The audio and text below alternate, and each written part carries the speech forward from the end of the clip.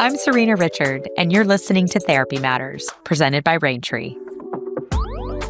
Therapy Matters explores the ideas and innovations reshaping rehab therapy. Good morning, Anthony. Thank you so much for being here. I'm happy to be here. Thanks for having me.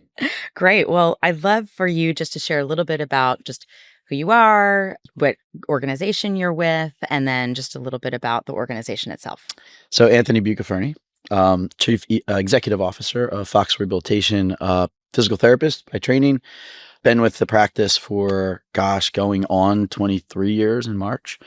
And sort of started as a frontline clinician, with the practice, worked my way up through the ranks, over the years, kind of got into management a few years into it, like just sort of by happenstance. And the organization just continued to grow. And, as things unfolded, I, in the last year, elevated to the CEO position. So wow, congratulations on that. You. We're very Appreciate excited it. about that for you. Look, very proud to represent a really great organization of clinicians and humans. So, yeah. How did you get into the space? What's your background? Was your family in healthcare? Yeah. So my mother is a nurse, pediatric nurse, like the best pediatric nurse, like growing up, really like all of our friends, at some point, like Ginny, the nurse, like they know her from Dr. Budnick's office in Margate, New Jersey. And so that was like a big part of my upbringing and the influence she had. And then my father worked his way from like a volunteer ambulance driver at Atlantic City Medical Center to, administration at the hospital. So sort of grew up in healthcare, both the clinical side and, oddly the administrative side at that time. And then I was always, fully interested in orthopedics, total sports med guy. Like that was like my passion going into my training. So I went to school really thinking I would be like specifically sports med as many, young PTs, only to find myself really interested and engaged with the older adult, like early in my career, and then met Tim Fox and, inspired me to like, wow, this is really a purposeful, thing he's doing here at FOX Rehabilitation. So again, this is 2+ decades ago. And so I took the leap. At the time. It was like a really small little practice, and happy I did, because, that journey's been a fun one here for, large part of my career. Yeah. And interesting how you've sort of fused both what your mom did and your dad did into this incredible career. And here you are as the CEO. Yeah. It's a funny conversation even with my own family. Like I obviously relate to the clinician, right? And especially in my training, I remember going through rotations and like starting to get your first taste of like the interesting balance that exists between, clinical care and the ability to administrate clinical care, right? And so my dad and I would get in some like chippy discussions around, administrators' roles. You don't understand the clinician's, angst. And big bad administrator. Exactly. And I like completely never had aspirations to be in like quote unquote administration. I mean, it was never a desire to me like to be, a CEO of an organization. But yet, like through my journey, and I think through appreciating what clinicians really need, and it clearly has a lot to do with my dad's influence. Little did I realize, like only to fall into the management side of clinical practice. And I think it's really given me that dynamic between my parents has just really given me the right lens, and it's a balanced lens. Like it's just that ability to administrate clinical practice. Like we have to keep the lights on. We have to think properly about the way that we can handle care. How do we do it effectively, cost effectively, the highest level of quality. And I know, again, that counterbalance in my home clearly had a big influence. Yeah. And I'm wondering, just knowing who you are, and I don't want to put words in your mouth, but impacting change, being able to really affect make a difference.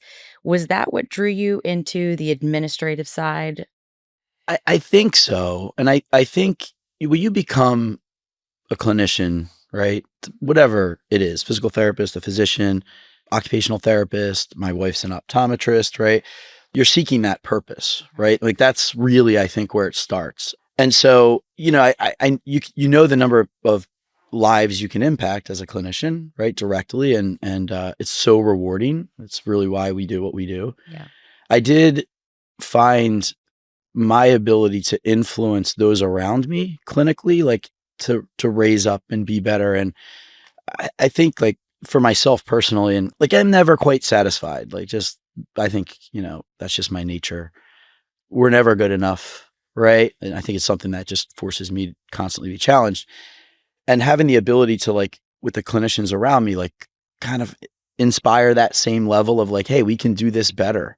We can touch more lives. We can impact more people.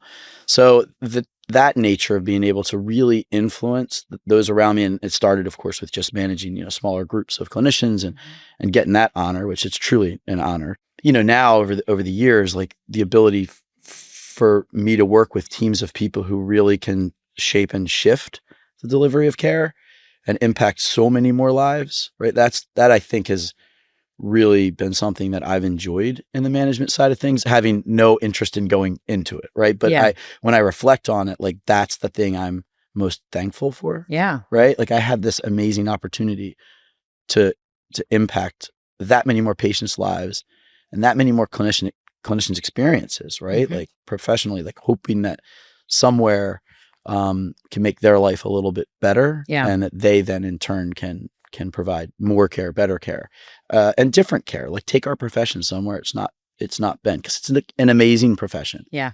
but there's so much more. Yeah, this meaningful impact, meaningful influence, as you say, makes a lot of sense now with what you have been able to do, not only for your team, your business, but for our industry at large. You are well known in the space as being on the Hill, advocating for this industry. And so this thread of meaningful influence really does continue to the broader scale. What is going on in the industry? The last 5 years have been particularly difficult. What have you seen? Why has it been so hard for us? Just share a little bit about the journey that you've been on. So from the very beginning at Fox, right, Tim was always like, Dr. Tim Fox, our founder, he always said like, promote, promote, promote from the first inception of the practice. Like, we need to promote what we do. Like, don't stop. I think when you think of it with respect to like functioning a practice, and you're talking about the number of referrals and patient lives over this journey that we've all been on, I think the promotion of what it is we do in therapy by the industry, like we're so focused on the patient care, the good work we do, like that's the beauty of physical therapy and occupational therapy and speech and so many others. But we probably weren't allowing our voices to be heard, right, by stakeholders we didn't really appreciate the impact of. And I'm not suggesting that we didn't have advocacy efforts, like even at Fox, 2 decades ago, we did. We've always been trying to like advocate. It's part of the culture here. But I think in aggregate within the profession, to have a really aligned voice around the power of physical therapy, the impact it can have, the value it has in the healthcare system as a high quality, low cost provider. Like we just have not affected change.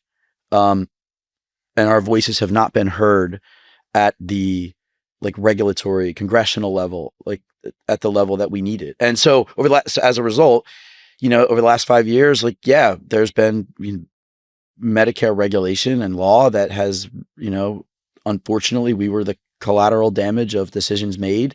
It's happened. Now we have to move forward. Hmm. It requires us to I think drive harder, promote further, be engaged, influence others to be engaged on this journey. And I think like there's enough pain being felt in the profession right now Yeah. that I'm feeling like even more people are like on board. So the Hmm. time is right. Yeah. A big part of being part of the solution is understanding the root cause. Why do you think, or what in your mind is the root cause or reason of why rehab therapy has been so undervalued? I just think it's we haven't articulated our value as effectively as we needed to Yeah. with one voice. Yeah. That's the simple thing. I think the AMA has a huge influence from a lobbying perspective. Physical therapy is just like such a small slice of the entire spend.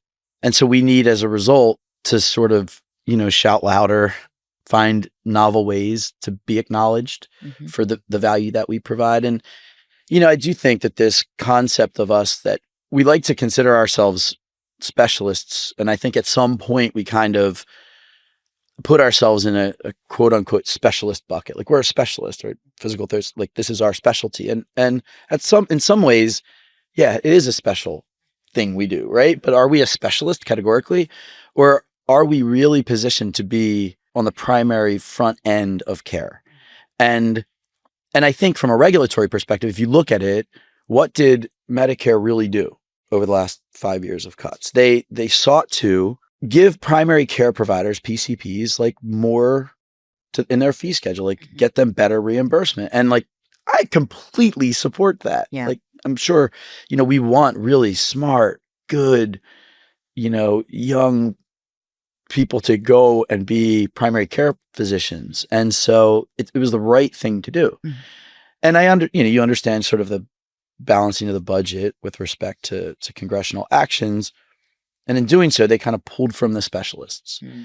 And unfortunately, being categorized as a specialist, like there's our inflection point. There's our problem. And I don't think we expected that we would be impacted at the level that some of the higher paid specialists in the medical ecosystem make. I mean, the salary of many specialists way higher than your average therapist salary. Right.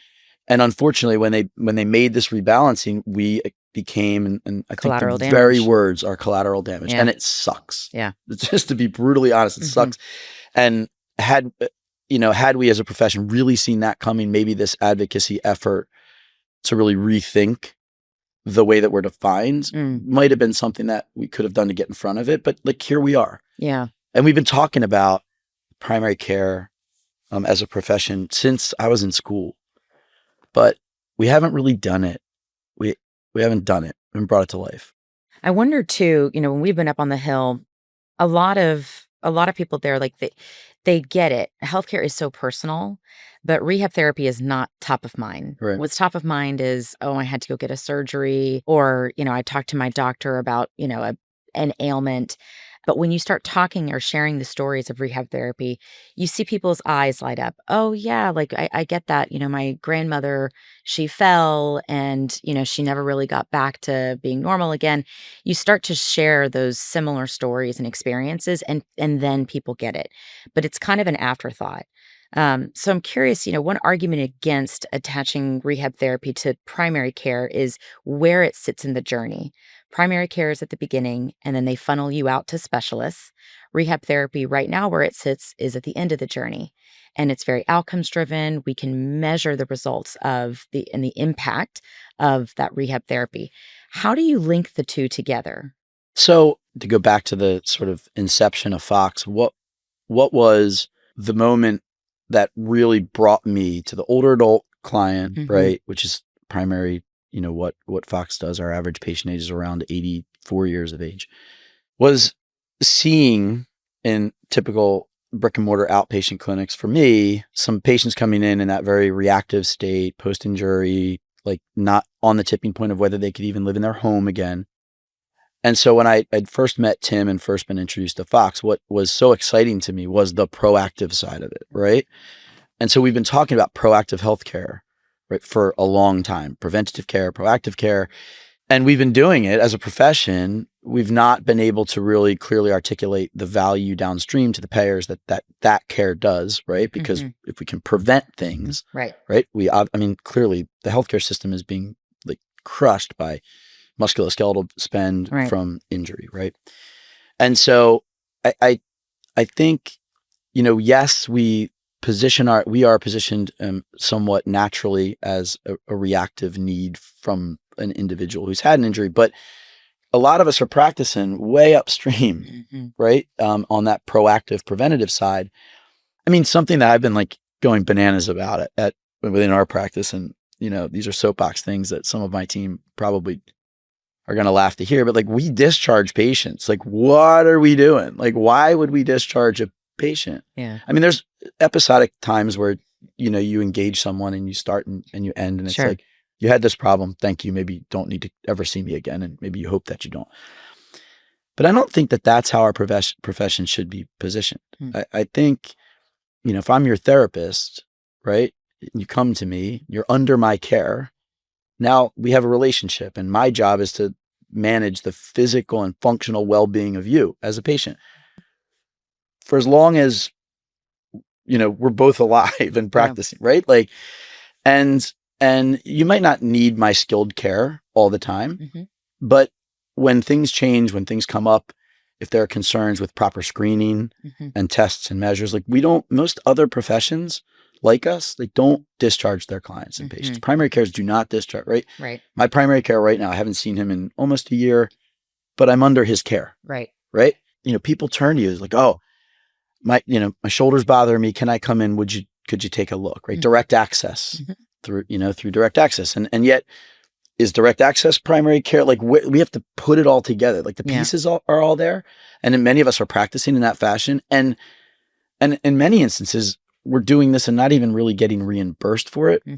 Like your therapist often is coordinating your care. And so we really have to shift away from reactive care, very transactional, versus being able to be on the front end and really coordinate the healthcare and make sure that like that referral for orthopedics that might not be indicated, that could very well end up in additional imaging, is just not done until we really know that step needs to be done. That trip to the urgent care, where, an urgent care physician who is probably not maybe the most skilled in that particular musculoskeletal problem is maybe ordering some additional tests that just simply aren't necessary. You but just don't need. Yeah. Your physical therapist who knows you Right. can manage this cost effectively, most efficiently, easy access. But we have to change the way we think. We have to change the way we talk, the words we use.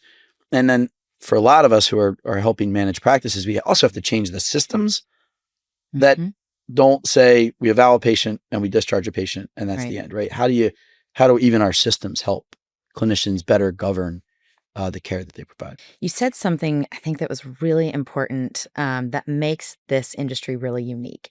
And you said they know you. And you were referring to the patient. I think that there are a few specialties where the relationship with the patient is very personal.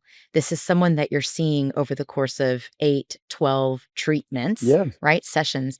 A lot of times you're sharing things with your therapist that you would never share with anybody else. And your physical therapist knows more about you, your personal life, than anyone. And I think if you look at it from the patient perspective, having that personal relationship, that therapist is perfectly suited to manage and coordinate that care for you through the journey. So entering that in the beginning versus at the end, I think really is the key. If you think about it from the patient perspective, right? And what is the patient experiencing? They want to experience that relationship, someone who knows them and can help them through the journey. So well said. Like I think about, so Fox is a little bit unique, but let me take the practice model for a second because I think it kind of lays into where your story is. A lot of our care is delivered in assisted living facilities. When I first was brought in as a clinician to the first assisted living I was introduced to, I was like, I was embraced by the nursing staff, the administration, as a doctor of physical therapy at the top of my license, that community, those residents, and their families depended on. And so my phone, when I went from outpatient, brick and mortar sports medicine clinics to, senior living, where I was managing really the functional health of the lives of these. This is 20 years ago. This is what we've been doing for decades. But I was really functioning like a primary care provider. It was proactive. We would educate the staff on signs. Like, family members would call and say, hey, mom was a little slow and I saw her and she was sort of just tapping the wall. She doesn't usually do that. Or she was having some difficulty eating. Like, could you all take a look?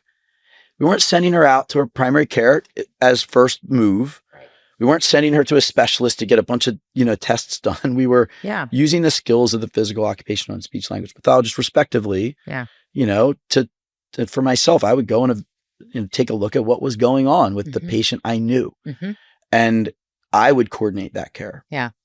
So again, our profession's been doing it. And I know so many therapists, like even in sports med clinics, they have that relationship where people are calling all the time for advice and care coordination.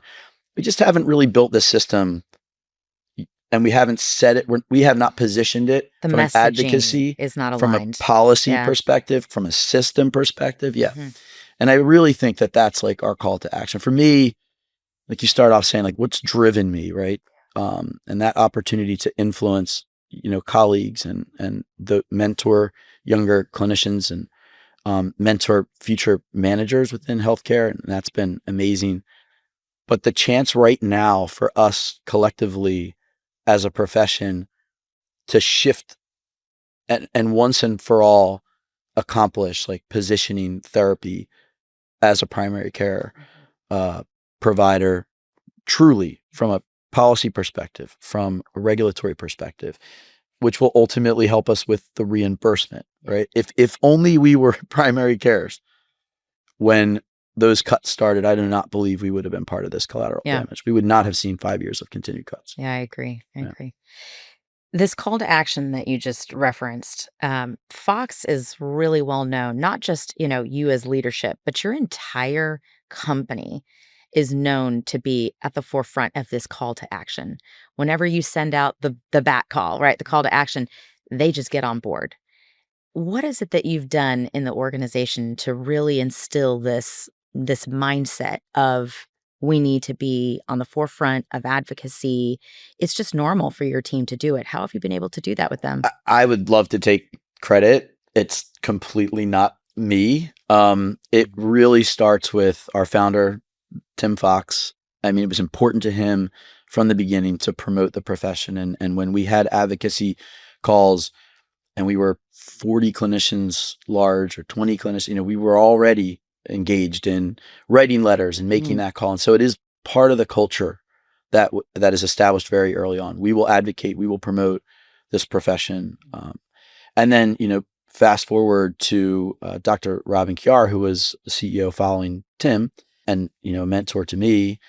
She continued that same advocacy journey, and it's just in our fabric. Our whole leadership appreciates it. Our regulatory team leadership is all over the changes and very quick to, call to action with our management team. It really is a cultural thing. And sometimes good culture just exists, but there's an intention to culture. You got to work at it. You have to talk about it. Every meeting, you have to start with it, right? And you have to be deliberate within your organization about it. And it helps people not lose sight of like, look, we have this vision together that we're all trying to accomplish. And so I think that drumbeat at Fox from the very beginning has just never stopped, and I think it's like you gotta walk the walk. Walk the walk, right. That's a huge part of something that was set many, many years ago by, those before me. So I have the luxury now of like, having the steering wheel of this giant, powerful clinical practice that really will allow us to influence some change. I'm sure of it. And I love the kind of visceral example of the drum beat. Yeah. That's really nice because I also know you're a musician, which is cool. But continuing that drum beat, right? And even after the legacy that you will set with the team, it'll continue on, which is really cool. Does it show up in recruiting at all? Like, how do you get this or attract these like-minded people into your organization? It's, I think about this a lot, right? Because when I get to send out birthday emails to our clinicians, and I see these amazing like responses of people who are just so happy to be at the practice. And again, I keep going back to the culture. Like most of our leadership team has, come up through the ranks, right? It's very important to us that we can develop and internally, right, build leadership that appreciates how you manage clinical practice, and it really starting with a lot of those tight team culture based pillars. Yeah. And like we talk all the time. It's like there's 3 things that drive clinicians: craft, community, and cause. Craft, community, cause. And in your time here in your profession, that's going to change. Like for me in the beginning, it was craft, right? Like I was like really good PT. Was going to be the best. It's going to like work for the Phillies. And then over time, I met Tim and I got introduced to Fox, and I had this moment with a patient. I won't go through the details of that, but it was in a brick and mortar outpatient environment. It was an older woman who was struggling in her home, struggling to get into the clinic, and then I found Fox, and boy, the cause, right? Like these people are on the tipping point of not Um, being able to live in their homes. Like they're desperate for care and they're so engaged in their will to improve. It wasn't like someone was forcing them to come to therapy. Like yeah, they they needed it. wanted it.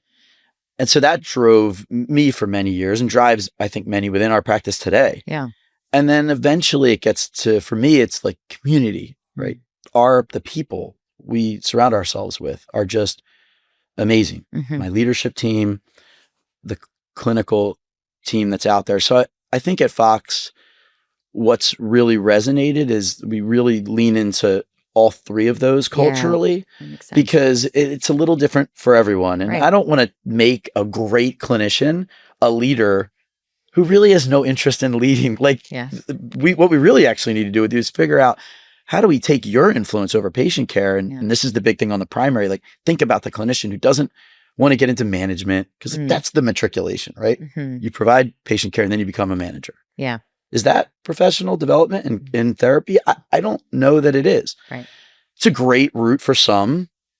That's where I ended up. I'm not really sure how, but I go back to my little brother. He's an amazing clinician and impacts the lives of so many. He's actually not with Fox. He's an outpatient ortho and loves it, sports med side of things. But I think about like really good clinicians at Fox that in a given week, you can manage, it's one-on-one patient care in the home. So maybe you have 15 active patients in a week, maybe 17, maybe 12, depending on, your commitment. And those are 12 or 18 lives in a week that you'll impact. Well, a really good clinician who is given the tools to be a primary care provider really should be influencing hundreds of patients a week, right? Through the use of coordinating care with assistants and so forth, and leaning into wellness opportunities that they need. Because even when I'm not seeing you, what are you doing to keep yourself? We talk about home programs. Well, maybe you can do it on your own, but maybe you need someone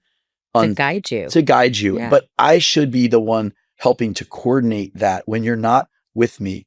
Hopefully, so there's not a skilled event and you don't need to come back to me other than maybe reassessing where you are to assure something didn't go off. Like that's primary care. Yeah. And that's a really good therapist, professionally growing, professionally developing, and now managing the lives of somebody. And so it might not be me that gets to see you 3 days a week right? It might be an assistant of mine, but that's okay. Right. Because I'm still here. So I really think that that's a big part of where our profession needs to go. Yeah. Something else that became clear to me in one of your C's is community. And I think as we were talking about, this, how do you get this like-minded leader? How do you get this like-minded person to really believe in the cause of advocacy? And I think it's the community. So your model is very unique. And the fact that you have a community with every single patient, their community, right? Their family, it's their personal support network, their support team. And just by the model itself, you know that if you are going to work at Fox, you will also be working with that support team of the family. So that community, it's not just the community at large, it's the community that person, that individual patient is experiencing and feeling for themselves. And so maybe that's, what drives that like-minded individual at Fox, that they get the concept of advocacy because they're already doing it every single day. They're advocating for that patient with their family every day. You come to this environment with this patient population, you have to be driven by that cause. And that like cause, like you said, is the thing that creates that community of appreciation for the power and the impact that they all can have together collectively. It's interesting. We have a remote practice, right? So we don't, much like many of our colleagues and others you'll speak to, on these podcasts, brick and mortar, everybody goes in, you share a cup of coffee in the morning. Like many of our clinicians don't get that. So you really need to be deliberate to keep that cohesiveness in an organization like ours that's, all distributed, decentralized, remote. So I think that is the thread for sure. So what would be your hope for the industry? Like how do you define success for this industry? This profession means the world to me, right? And like you said, I have a younger brother who's also a PT. I was struggling a little bit over the last few years with where we are. 5 years of what feels like nothing but depression, right? And angst. Mm-hmm. And for those therapists listening, right, I think you can relate. Like, it's like, what is happening? I mean, it's apathy. And at some level, you can either choose to be a victim or you're going to do something about it, right? And so I feel like we're at the bottom of what's been a rough go. This is a really long answer to your question, by the way. But let's step back a second and say, when I came out of school in 2001, there was some payment reform that like really smart people went to therapy school in those years. I mean, it's so competitive. Like, I didn't get into any school. Like, even Temple, the school I graduated from, waitlisted me, and I remind them of that all the time. But we came out, and the profession was, the salaries were way down, jobs weren't available because there was a change basically to the commercial insurance where you just couldn't see as many, the one-on-one rules, like everything. The profession went through a really tough payment time that started at the beginning of this century.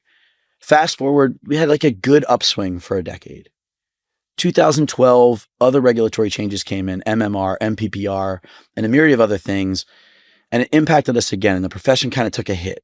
Then we had like an okay decade. I mean, don't get me wrong, our fee schedule's not gone up in 20 years. Since I started, the fee schedule's only gone down, right? But like, practices figured it out. We re-engineered what we were doing.